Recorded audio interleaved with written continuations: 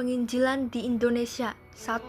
Tanah Batak. Pada tahun 1834, Henry Lyman dan Samuel Manson sudah masuk ke Tanah Batak. Sebelum Dr. Ingwer Ludwig Nammensen 1862 juga datang ke Tanah Batak.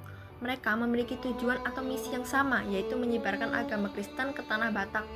2. Jawa. Sejumlah tokoh di abad ke-19 dikenal sebagai penginjil-penginjil besar pribumi, antara lain Paulus Tosari, Kiai Tunggul Wulung, dan Kiai Sadrak. Paulus Tosari merupakan seorang penginjil Jawa di Surabaya, memainkan peran penting dalam pembentukan Gereja Kristen Jawi Wetan yang tetap berdiri hingga saat ini.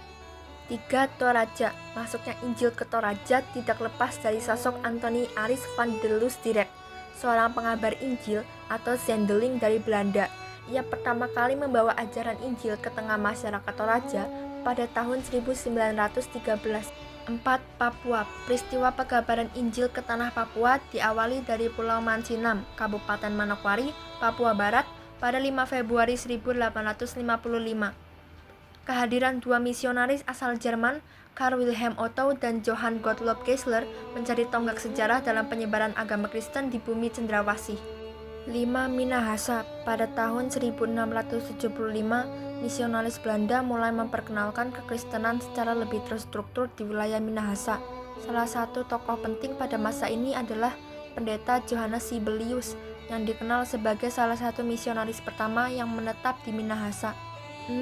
NTT. Orang Belanda mendarat pertama di Tanah Timur pada tahun 1613. Raja Kupang pada waktu itu kemudian menjadi pemeluk agama Kristen dan memberikan tanah kepada Belanda. 1 tahun kemudian datanglah seorang pastor pertama di Tanah Timur yang bernama Matthias van den Broek. 7. Maluku.